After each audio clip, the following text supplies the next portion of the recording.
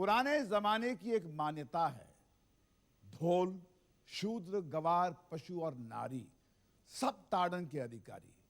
यानी ढोल, शूद्र, गवार, पशु और नारी सब पिटने के अधिकारी हैं।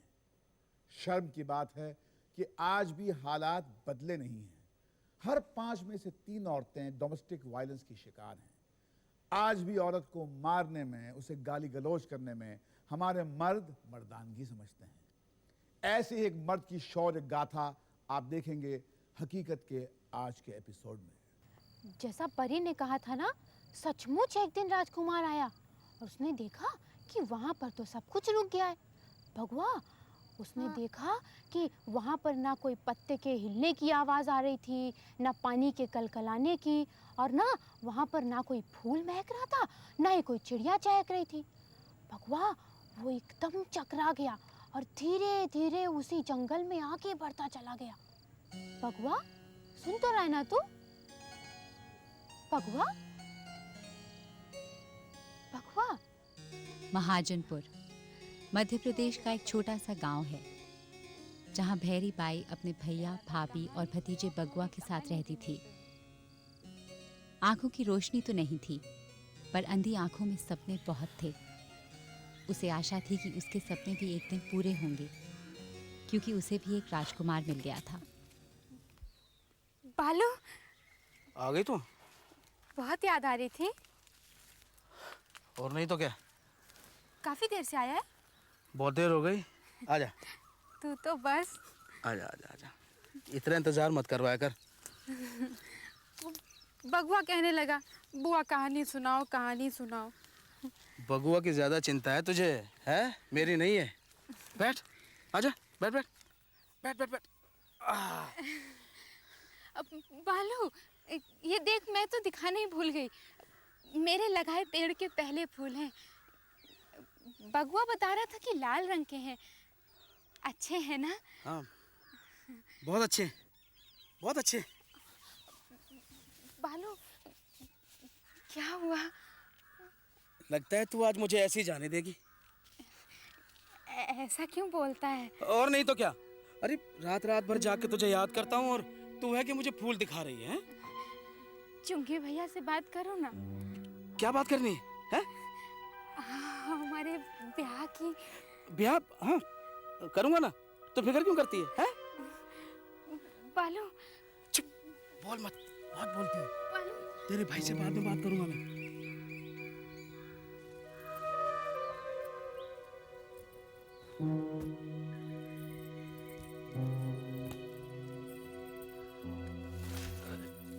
आ गया तू?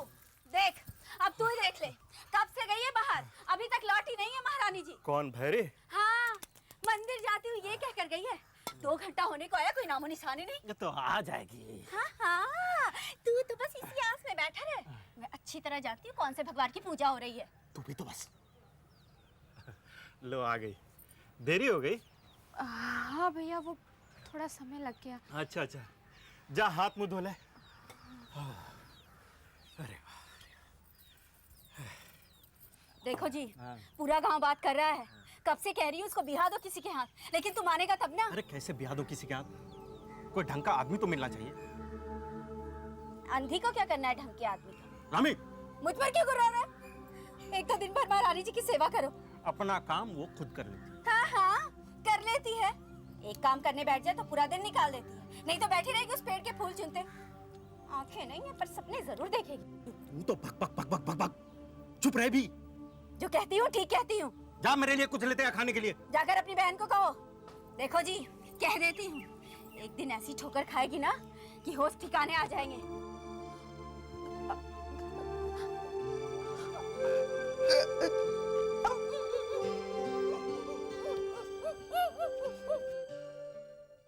तो कोई पहली औरत थोड़ी जो पेट से है। जाके अपनी भौजी को बोल, नहीं तो उसको बोला कि मुझसे बात करे वो। लेकिन क्या? तुझसे कहा ना, मैं तुझसे भेंट करता रहूंगा। ऐसा कैसे चलेगा? तो अब तक कैसे चला ऐसे? देख बालू, लोग हमारे बच्चे को आराम में देंगे। तो हंस रहा है? नहीं। बालू, तू मुझसे प्यार तो करता है ना? कितनी बारी बोलना पड़ेगा? हैं? तो फिर शादी क्यों नहीं करता? शादी करके कहाँ रखूंगा तुझे? और वो पहले वाली है, उसे कहाँ रखूंगा?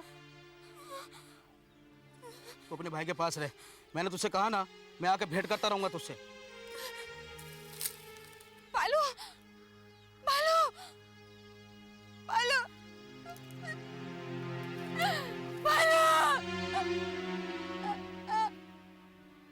तुझे कहाँ रखना है ये उसे पहले सोचना चाहिए था। जब कोई खुद ही उसके आगे पिछने के लिए तैयार हो तो दूसरा भला क्यों सोचने लगा? रामी, मैं तो पहले ही कह रही थी, लेकिन तब तो तूने ध्यान ना दिया। अब गुर्राने से क्या फायदा? क्या फायदा? मतलब बालू को भैरी से ब्याह रचाना पड़ेगा। रचा लिया भी? हाँ, अरे वो तो पहले ही मना कर चुका है। उसे तो मजा करना था, कर लिया मजा। अब झंझट हुआ तो हाथ पैर खड़े कर दिए। भैरी, तू क्या चाहती है? ये क्या चाहेगी? ये तो पहले से ही सब कुछ करके बैठी है। तू थोड़ा चुप रहेगी? हाँ हाँ, तू तो मुझे ही चुप करा और चढ़ा ले अपनी बहन को सर पर। जब सारे बिरादरी में छिची होगी ना, तब पता चलेगा। ए, चल रे बगवा। नहीं, मैं बुआ के कहानी सुनूंगा। बुआ के चेले कहानी सुनेगा तू?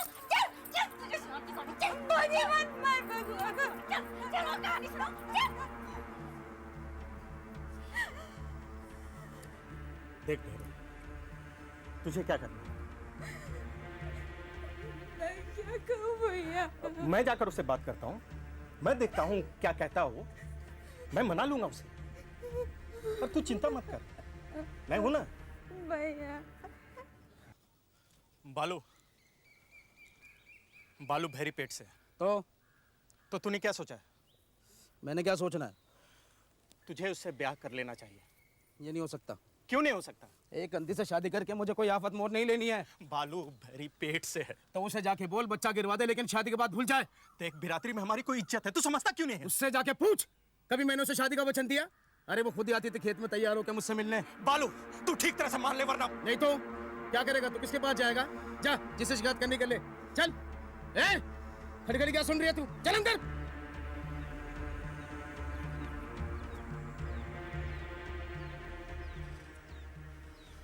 अरे लेकिन तू गया ही क्यों उसके पास? मैं पहले से ही जानती थी उसके दिल में जरूर खोट है। अरे मुझे तो भैरी की फिक्र हो रही है। हाँ हाँ, तुझे तो अपनी बहन की फिक्र होगी। लुगाई मरे या जिए, तुझे क्या फर्क पड़ता है? अरे भैरी मेरी बहन है रामी। हाँ तो आरती उतारो उसकी। पहले से ही जानती थी ऐसा ही कुछ होगा। अरे जो होना था हो गया, अब आगे क्या करना बोल। गंदी लड़की का फायदा उठाया उसने। तू पंचायत बुला। पंचायत? हाँ, पंचायत ही करेगी अब इस बात का फैसला। लेकिन कुछ मत सोच। देख, तेरी अंधी बहन को संभाल रही हूँ सो ठीक है, पर उसके हरामी बच्चों को मैं ना देखूंगी। तू पंचायत में खींच उसको, बस।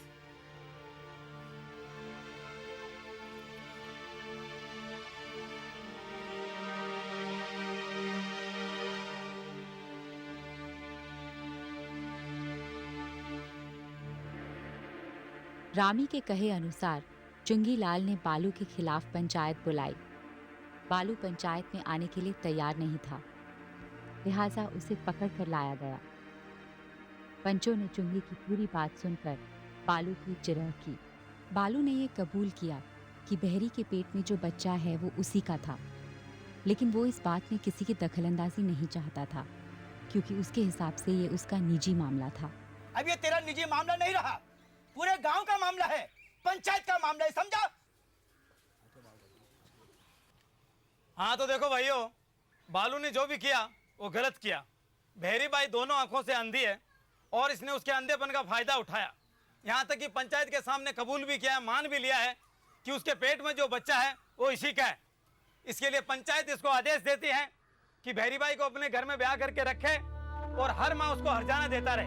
मैं उस संधि को घर में आने नहीं दूंगी। जीवनी ने जब इस फैसले का विरोध किया तो कड़ा रुख अपनाते हुए पंचायत ने कहा कि नामंजूर होने पर पूरे परिवार को गांव निकाला दे दिया जाएगा। आखिरकार बालू को ना चाहते हुए भी पंचायत का फैसला मानना ही पड़ा।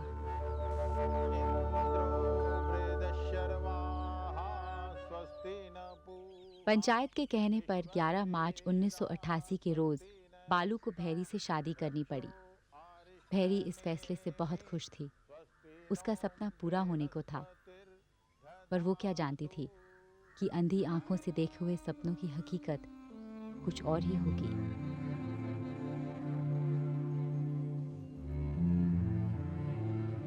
यह तेरा झोपड़ा। हम दोनों के लिए बहुत है। हम दोनों के लिए नहीं, सिर्फ तेरे लिए। मैं वहीं पर रहूंगा। साला चुंगी, हरामजादे ने ठीक नहीं किया, मुझे पंचायत में घसीट के ले गया। हरामजादा। बालू, तूने कुछ कहा? चुप कर, ज्यादा चूचपन नहीं। पड़ी रही बेवकूफ।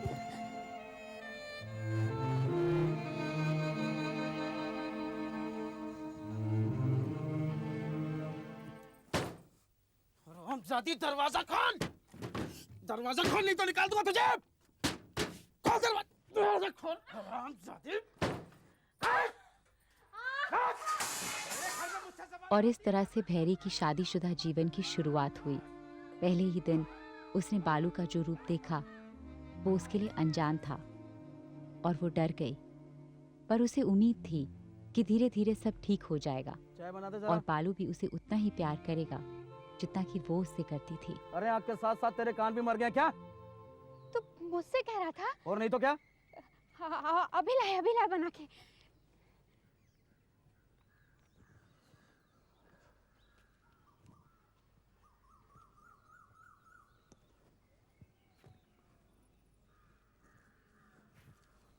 बालो, अगले हफ्ते जवार पूजा में चल रहा है कि नहीं? चलूंगा यार, लेकिन तू कहाँ जा रहा है अभी? अरे वही तो, पूजा का सामान लाने जा रहा हूँ। और तू सुना, नई लुगाई के साथ कैसी निभ रही है तेरी? अरे क्या निभ रही है यार, पंचायत ने गले में घंटी बांध दी, सो बजा रहा हूँ बस। अरे ऐसा मत बोल बालू, उसका क्या है, बेचारी एक और खाएगी और पड़ी रहेगी। और उसके बच्चे कौन पालेगा? क्यों, जीवनी है तो सही। जीवनी। अच्छा चलता हूँ, जयराम जी की। जयराम जी की। बालू, किधर है तू? नहीं चाहिए, भी जा। क्यों, क्या हुआ? बोला ना नहीं चाहिए। मैंने तो बना ली थी। तुझे कहना नहीं चाहिए। भैरी को घर पर लाकर बालू को जैसे उस पर अत्याचार करने की खुली छूट मिल गई थी। वो बात बात पर उस पर हाथ उठाने लगा था। लोगों की बहुत याद आती है। अरे चुप कर, कितना अच्छा लगता था यार। पगली, रोते नहीं है, दो जान की तो है तू। हाँ, यूं आंखें गीली मत कर, चुप हो जा। हाँ भौजी, भैया ने तो कभी तुम पर हाथ नहीं उठाया। पगली, एक बार बच्चा हो जाने दे, सब ठीक हो जाएगा। याद है बगुआ के आने के बाद तेरा भैया कितना खुश हो गया था। सब ठीक हो जाएगा। भौजी, हाँ, ये बच्चा भी कहीं मेरी तरह। चुप चुप चुप, पागल है, कैसी ऐसी बातें करती है। अरे भगवान पर भरोसा रख, सब ठीक हो जाएगा। वो तो पूरी दुनिया देखेगा। हाँ देख, जब से आई है तब से रोए जा रही है। चल चल अब हंस हंस। हाँ हंस, हाँ ऐसी हंसते हुई घर जा। चल। हाँ भौजी, भैया को बता देना। हाँ बता बगुआ दूंगी। को भी। हाँ बता दूंगी। देख, बालू लौटता होगा मछली पकड़ के, तू जल्दी से घर निकल। हाँ, बगुआ पढ़ाई तो करता है ना? हाँ रे, पढ़ाई भी करता है और तुझको याद भी करता है। ये ले, ये तेरे लगाए हुए पेड़ की साख है। अपने आंगन में बो देगी तो तेरा बगुआ आने के बाद खिलने लगेगा। हाँ चल जा। भैरी सहमी सहमी सी रहने लगी थी। जो सपने उसने देखे थे वो धीरे धीरे टूटने लगे थे। फिर भी उसने रामी के दिए हुए पौधे को अपने आंगन में लगा दिया। उसे उम्मीद थी कि इससे उसकी जिंदगी में बदलाव आएगा, पर किस तरह का बदलाव आएगा ये वो नहीं जानती थी। जवार की टोकरी कहाँ है मुन्ना? मेरे पास है। मुन्ना, मुन्ना तू है? हाँ। जवार है तेरे पास? हाँ। ला दे तो।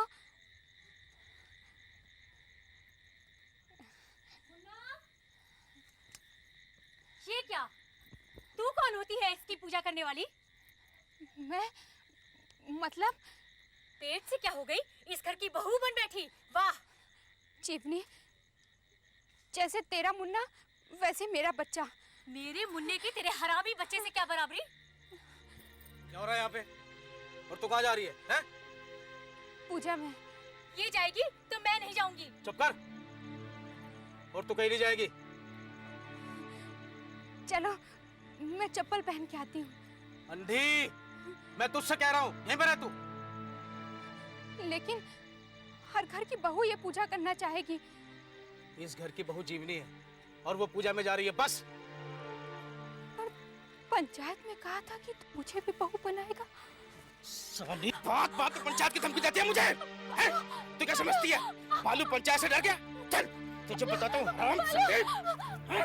अभी तुझे बताता हूँ बालू क्या चीज है। जब पंचायत की धमकी देती है, पंचायत में तूने ये कहा था, पंचायत में वो कहा था,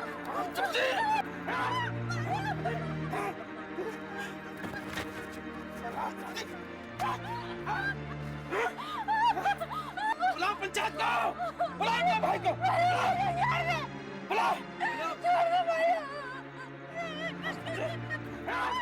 अरे बालू ये क्या कर रहा है? अरे तू पगला गया है क्या? अरे क्यों मार रहा है उसको? पेट है, कुछ तो ख्याल कर। ये साला हमारा निजी मामला तो हो जाना चाहिए। लेकिन इस तरह मारेगा तो मर जाएगी वो बेचारी। अरे मर जाने दे साली को। जिस दिन से मेरे घर में ये हरामजादी सवाल होती है। अरे बालू बस कर यार, मर जाएगी वो बेचारी। बस कर बालू बस कर। अरे मर जाएगी बेचारी। अरे तब मर जाने दे साली को। तुझे क्या? मेरी लुगाई है, मर लूंगा तुझे। बस कर, बहुत मार चुका है। बालू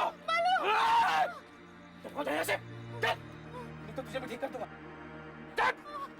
अरे तू आदमी है कि हैवान रे? मार और मार। मारूंगा। बाहर मत जाओ।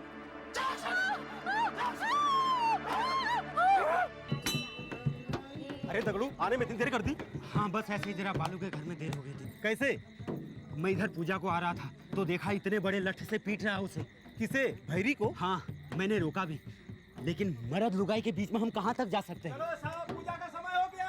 जाना दो। हमारी समर के लाने आई हो, मोरे जगदम्बे, समर के लाने आई हो, मोरे जगदम्बे, बिन रूप धरि आई हो, मोरे जगदम्बे, बिन रूप धरि आई हो, मोरे जगदम्बे, समर के लाने आई हो, मोरे जगदम्बे, समर के लाने आई हो, मोरे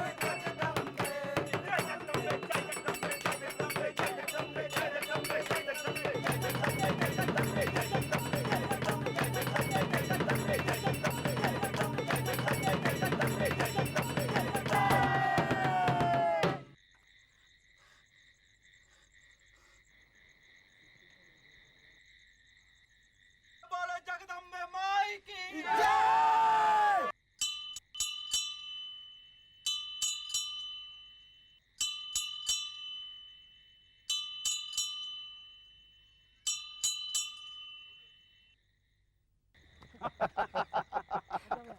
जय राम जी अरे की। वाह, इस साल तो जवार पूजा में बहुत मजा आ गया। अरे गाना बजाना में तो मजा आएगा ही। हाँ भैया, और इसने भी तो।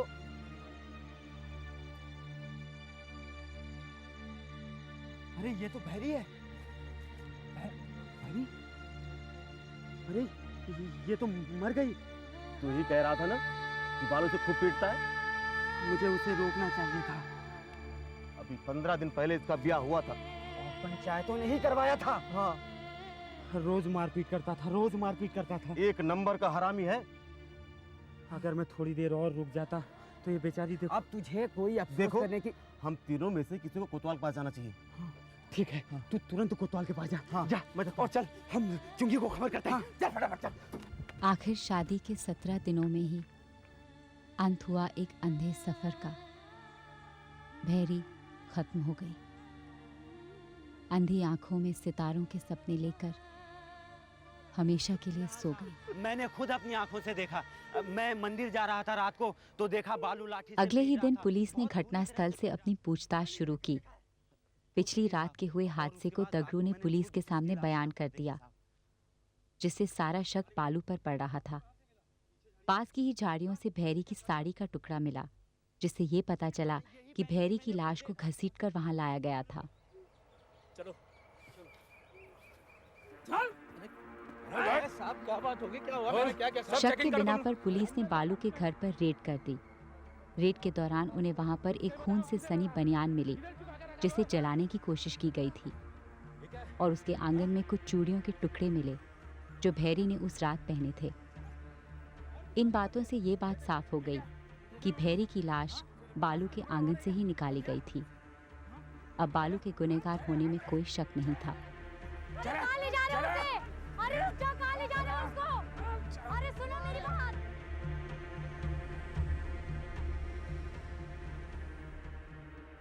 मांडला के सेशन कोर्ट में बालू की पेशी हुई, जिसमें उसने अपने बचाव में ये कहा कि जिस रात भैरी का खून हुआ उस रात वो मछली पकड़ने गया हुआ था।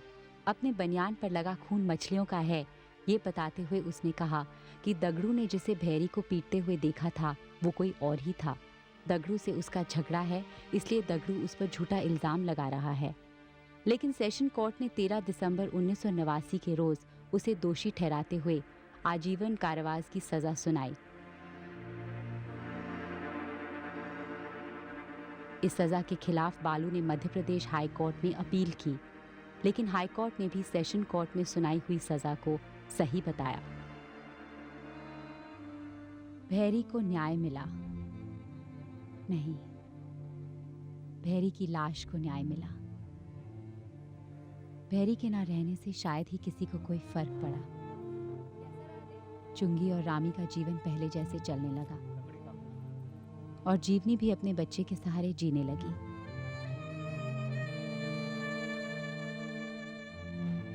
भैरी का लगाया हुआ पौधा भी कब का सूख चुका था। बस एक बगुआ ही था जो रोज रात को एक कहानी की तलाश में बुआ की राह देखता और फिर मायूस होकर सो जाता। आखिर हम कब अपनी औरतों को इंसान समझेंगे? हमारे लिए वो माँ है, पत्नी है, बेटी है, बहू है, पर एक इंसान शायद कभी नहीं। अपनी असहाय अंधी पत्नी बहरी बाई को मारकर बालू तो सलाखों के पीछे चला गया, लेकिन उन अनगिनत औरतों का क्या जो अपने ही घरों में आजीवन कारावास की सजा भुगत रही हैं? उन अनगिनत बालुओं को कौन सजा देगा जो खुलेआम पति के भेष में घर घर में बसे हुए हैं? हमारे घर कहीं जेल तो नहीं बन गए? कहीं बर्बरता ही हमारा कल्चर तो नहीं हो गया? सोचिए और जल्दी से अपने रिस्पॉन्सेस मुझे लिख भेजिए। आपके खतों का मुझे इंतजार रहेगा।